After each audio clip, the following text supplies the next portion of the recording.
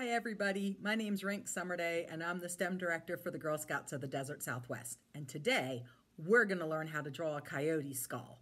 Now a lot of you are thinking, I can't draw. Hey, I draw stick people.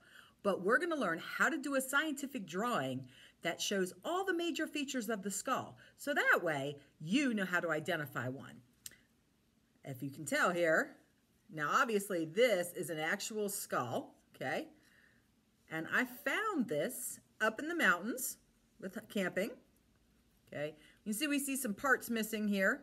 We still have some teeth, but he's pretty fragile. Now how I knew what this was is because I've studied skulls. I'm a wildlife biologist, and I've done some scientific drawing of skulls, and that's what we're gonna do here today. What I'm gonna actually show you, I'm gonna gently put my actual skull down, is I have a model here. Now this is a plastic model. It's made out of plastic resin, okay? And you can tell that it is, oh, I guess I should put it this way, huh? The same size and shape as an actual coyote skull. Okay, minus all the holes, right? Now one of the reasons those actual skulls have holes in them is because bones are made of calcium. And animals like mice and pack rats, they chew on the bones so they can get the calcium. How do we get calcium? Well, we do things like drink milk, eat yogurt, eat cheese, all that kind of good stuff, right? Older people take calcium tablets. Well, I'm sorry, but there's no milk machines out there for the little kangaroo rats to go get some milk. So they're gonna chew on some bones so they can get the calcium, so their bones are nice and strong too. But I'm gonna use my model here to talk a little bit about the coyote skull today, because he's not as breakable, and I would hate to break my actual skull. Now, we all know what a coyote is, okay? And this is what the inside of him looks like, inside his head. And there's a few things. Say I was just walking along and I had no idea what this skull was. There's a few things about this skull that I'd be able to tell to start with if it's a predator or a prey. Right? Now, what do I mean by predator and prey? Well, predator are animals that hunt, kill, and eat other animals. Prey, P-R-E-Y, not P-R-A-Y. P-R-A-Y is this. P-R-E-Y are animals that get eaten, otherwise known as lunch. Okay? Some animals can be both predator and prey. But our coyote here, he is definitely a predator. And one of the first things we want to do is we want to look at those teeth. All right? We can see here he's got those large canine teeth. Right there. Those are your canine teeth. Okay, your vampire teeth. He's got all these sharp teeth here, and then he's got these large molars in the back called carnassial teeth. If you use your tongue, on the back of your mouth, don't be putting your finger in your mouth, right? But move your tongue. Are your teeth like this? Are they nice and sharp and pointy? No, our teeth are flat for grinding. His teeth are for ripping and tearing, okay? If you think about a dog chewing on a bone, right? And where do they chew on that bone? Back there, okay? Same thing. We've got our carnassial teeth here, okay? So we have our canines, we have our carnassial teeth, and we can see there, oh, let me get them together here just right, that is perfect scissor-like action, okay? Also, so the second thing is, first thing is we're gonna look at the teeth. Second thing is we're gonna look at where the eyes are. Are the eyes up front, right over the nose, or are they back here on the side of their head, about where their ears would be? That's right, they're down front, right above his nose. Look at your eyes, look at my eyes, down front, okay? Our eyes aren't on the side of our head like a rabbit, okay? Think about a rabbit, big head, eyes, right down smack on the side of their head. That's really good to be able to see almost all the way around you, okay? But predators, eyes up front, which means all humans are predators. Our eyes are right on the front of our head. Now, having your eyes on the front of your head gives you depth perception. That means you can see distances. So what I would like you to do is I want you to put your thumb where you're on your nose like this, and I want you to look at your pinky, the end of your pinky, okay? I know you're gonna look silly for a little bit, but this is gonna work, okay? I want you to look at your pinky. Then I want you to take your other finger and your thumb, and I want you to hold it way out in front of you, okay? So which one is closer to you? Obviously, your pinky's closer to you, right? And if you look at one, the other one, if you look at your pinky, your thumb's going to be fuzzy or blurry, out of focus. And if you look at your thumb, your pinky's going to be out of focus. That's depth perception. It means we can see distance. So if you're a predator, that means that tells you how far you need to run and how fast you need to run in order to catch your prey. So just remember where the eyes are. The eyes never lie. Sometimes you may find a skull and he's missing his teeth. Teeth fall out. I mean, this coyote can't go to the dentist like we can, right? Not going around wearing dentures. So the eyes never lie. All right. I want you to look. It's a little hard to see on this guy here. Turn him a little sideways. Right here. He's got this ridge on top of his head. Okay? That's called a cranial ridge. Feel the top of your head. Do you have that ridge on the top of your head? Nope, we don't have that ridge on the top of our head. Anybody out there have a dog? Feel the top of, now maybe not so much on a Chihuahua. I got some German Shepherds at home, and oh my goodness, yep, they've got that cranial ridge going on right there, okay? Cranial ridge is where jaw muscles attach. Look how far it sticks out. It looks like he has a fin on the back of his skull, right? His skull comes around, and then he's got this fin. That is where all the jaw muscles from down here wrap around and attach up here. So more surface area, more muscle, more biting power, right? Remember we said these guys, those back teeth, these guys aren't using a knife and a fork to cut up their jackrabbit that they caught.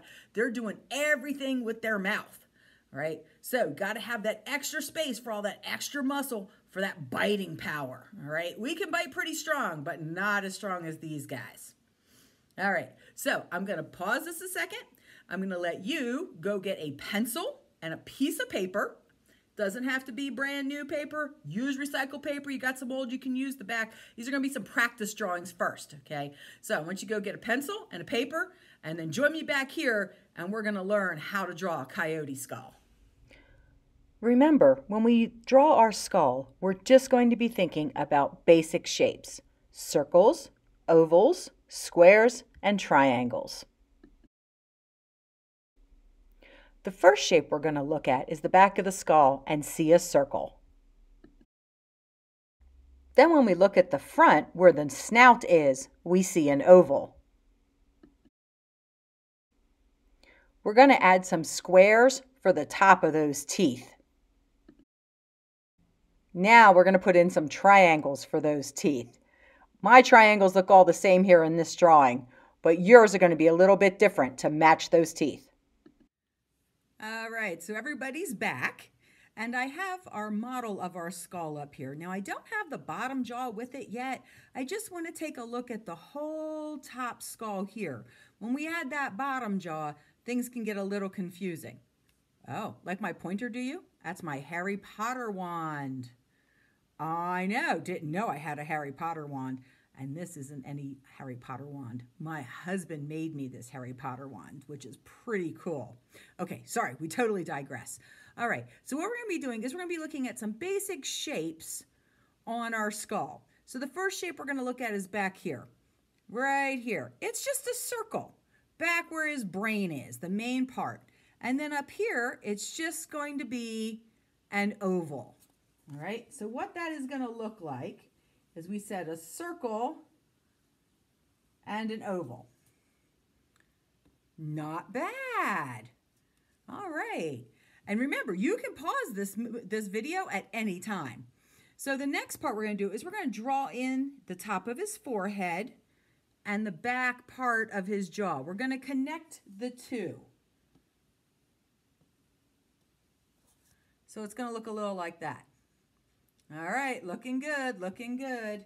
Now, I told you guys to get paper and pencil because we need to do some erasing. Now, I cannot use paper and pencil because the pencil does not show up very well in the video. But now we erase it, we definitely have that overall kind of almost a teardrop shape. Now, the next thing we're going to look at are these teeth, right? We have some teeth sticking out here in front, and those are small triangles. we have a bigger triangle right here. It has a little bit of a curve, very tall and skinny triangle. Then we have some squares with little triangles on top. All right.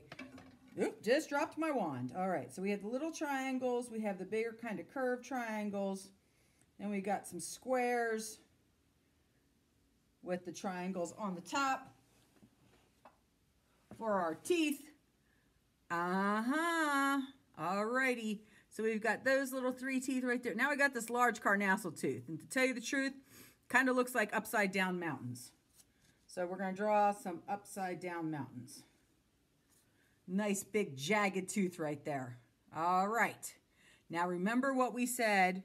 The teeth are important, but it's those eyes, all right? And we have those eyes right up front, and they're circles.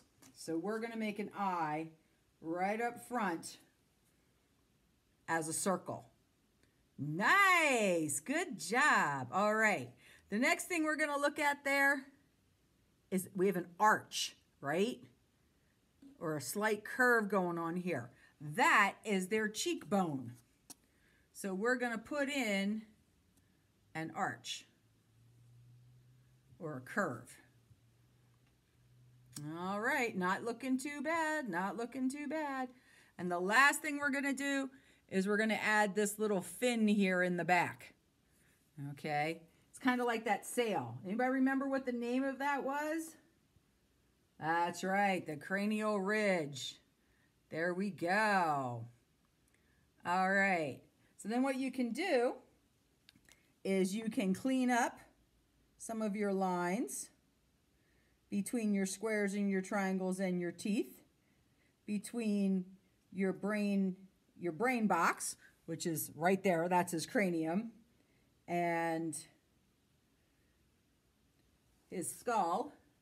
And there we have not a bad looking coyote skull. Never said I was an artist. This is a scientific drawing, and the things we're pointing out are the predator teeth and the eyes right up front, okay? We don't have an eye back here on the side of the head. Our teeth aren't nice and flat being a predator. I mean, being a prey. This is definitely a predator skull, all right? All right, so what I would like you to do is once you have that, I'm going to add the bottom jaw here. And we're going to fit that right in. And let's see if we can add two. Now, if you notice, he tilts back a little bit, right? Because we have that curve of the bottom of the jaw. I don't want to sit here and hold him like that. I don't want you to draw my fingers. I just want you to draw the skull. All right, so take a look at that one. Notice how these teeth don't all come together, right? These teeth are 2 triangles, one up, one down. These teeth, there's some space. Okay. We have a slight curve at the bottom of his jaw there. We have this where it fits in, upper and lower skull at the back of the jaw. All right, and to tell you the truth, I'm not going to try that one because you guys are probably way better drawers than I am. Like I said, I draw stick people. But I want to challenge you to up your drawing skills and see what you can do.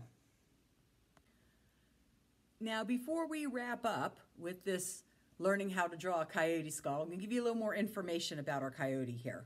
Now, this part right here, you can see we have an opening, right? That part of their nose is like our part of our nose. It's cartilage. It's kind of soft, okay? And that part kind of dissolves first or decomposes first. We only have a really big hole in the front of our face, right? We've all seen skulls at Halloweens, and humans have a big hole. And if you take your finger right here and you start pushing in, you can feel where that bone stops, okay? So this part would be, can anybody out there wiggle their nose? I cannot, I've seen some people be able to do it. They look like cute little bunny rabbits. And for those of you who are from my generation, you remember Bewitched, right? When she could wiggle her nose. I could never do that, all right? So that's one of the reasons we're missing the top part here. Something else very unique about their brain, or their skull, is this hole right here. Everybody has one of these holes, Okay, hopefully we don't have holes on the side of our heads like this, but we have this hole back here. That, if you feel the base of your skull, you guys have a hole right there too, okay? And that's where your brain stem meets up with your spinal cord. And your spinal cord is what runs from your brain all the way to the rest of the part of your body. So it tells it what to do, like how to walk, how to breathe, all that other stuff that you're doing, right? How to draw. Your eyes see it, it tells your brain tells your hand what to do. That all comes from that hole right there. And everybody has one. So if you feel the back of your neck, you can feel, yeah, that part right there too. So we may not walk on 4 feet. We may not howl at the moon. Well, I don't know. Maybe some people howl at the moon out there. I don't know. It's up to you, right? But what I'd like you to do is when you're done your drawings, take a picture of it and send it to me. The email will be at the end. And I would love to put some of your drawings up on our Facebook page or on our website. So show me what you're doing. And hopefully we can come back and do another round of skulls and figure out how to draw some other types of skulls or maybe some other animals. All right. And if you have any other suggestions for what you'd like to see here on our YouTube videos, please send us an email and we will do our best to get you programming that you guys want. So remember, listen to your parents, wash your hands, be good, and stay green. Bye, everybody.